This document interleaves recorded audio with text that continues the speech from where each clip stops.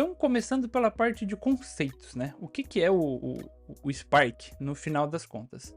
O Spark, ele é um framework de processamento de dados em código aberto que acelera o processamento de Big Data. Ah, legal, Matheus, mas na prática aí, o que que isso significa? Muitos frameworks, muitas ferramentas, elas têm a sua escalabilidade, vou dizer assim, comprometida. Então, quando eu trabalho lá dentro de um banco de dados relacional, a gente pode ter algumas limitações ao longo do tempo. Então, se eu faço as minhas análises dentro do banco, de origem até da aplicação, talvez no começo ou quando o meu volume de dados seja pequeno, tudo certo, não vou ter nenhum problema.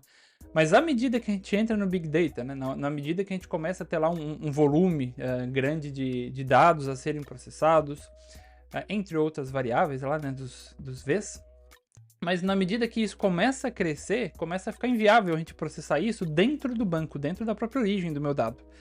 Então é aí onde entra o Spark. Ele é desacoplado, vou dizer assim, das origens, e a gente consegue juntar, como até mostra aqui na imagem, né, dados, por exemplo, do Postgres com dados talvez que eu tenho lá no S3, ou num Object Storage, né, um armazenamento de objetos na nuvem. Posso juntar isso com algum streaming, com arquivos, com CSV, com arquivo de Excel, até porque não. E a gente vai ver depois que existem formatos de dados também específicos para a gente trabalhar com Big Data. Então, sim, tu consegue ler um pouco de tudo, mas a gente também vai ver que existem ali alguns trade-offs, né? Algumas trocas ali que a gente tem que fazer quando a gente escolhe trabalhar com algum formato de arquivo específico.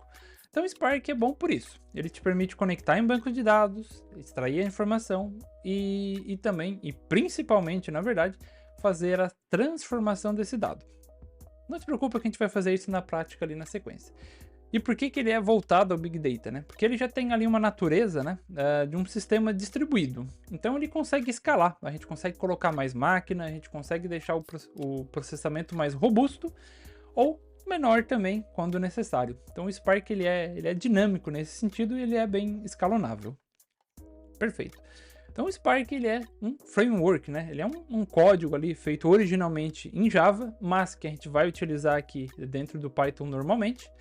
E ele é de código aberto, isso é importante também, isso ajuda ele a ser tão popular, e ele tem essa variedade aqui de fontes, eu vou dizer assim, ou de dados, na verdade, que ele consegue processar e ler. Então por isso ele é tão popular.